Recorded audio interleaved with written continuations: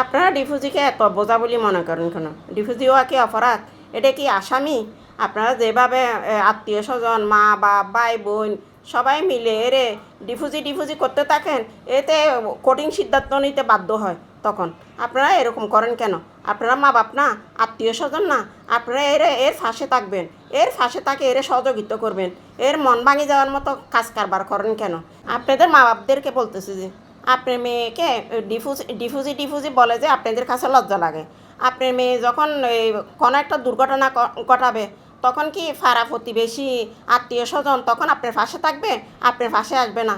তখন আরও মানে আপনাকে অন্যরকম করে চোখে দেখবে। তার থেকে ডিফুজি টেক নিয়ে বেঁচে থাকা অনেক বেটার, অনেক ভালো। আত্মীয় স্বজন, পাড়া প্রতিবেশী এদের কথা শুনে কোনো লাভ নেই। এরা ডিফুজি হইলেও বলবে, বিয়ে না হইলেও বলবে, বাচ্চা হইলেও বলবে, বুড়ো হইলেও বলবে, দাঁত ফললেও বলবে। এদের কথা বলে কোনো শুনে বোধজনে বোধ কথা বলবে। এদের কথা শুনে কোনো লাভ নেই। আপনার মেয়ে আপনার পাশে থাকতে হবে, আপনার মেয়ের পাশে আপনার থাকতে হবে। ওরা প্রতিবেশীরা আসবে না, ওরা ডোল বাজাতে পারবে যে, ওদের কথা শুনে কোনো লাভ নেই। আপনার সন্তান আপনার জন্য অমূল্য। আপনার সন্তান ডিফুজি হোক, বিধবা হোক, বা যেভাবে যেরকমই হোক, বা ল্যাঙা একটা না তা হোক, আপনার সন্তান আপনার জন্য। কারোর জন্য কিছু আসবে যাবে না, আপনার জন্য আসবে যাবে। আপনার সন্তানের পাশে আপনি সবসময় থাকবেন।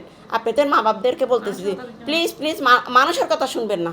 মানুষের কথা শুনে কোনো লাভ হবে না।